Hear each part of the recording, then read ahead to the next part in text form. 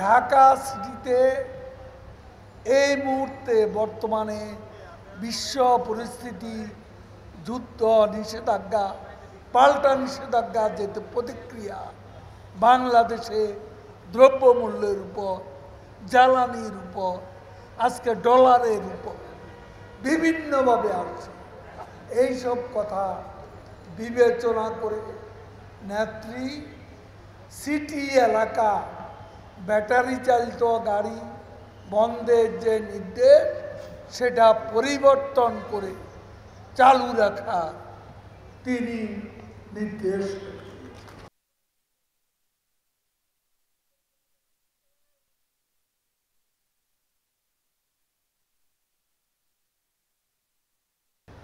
আমরা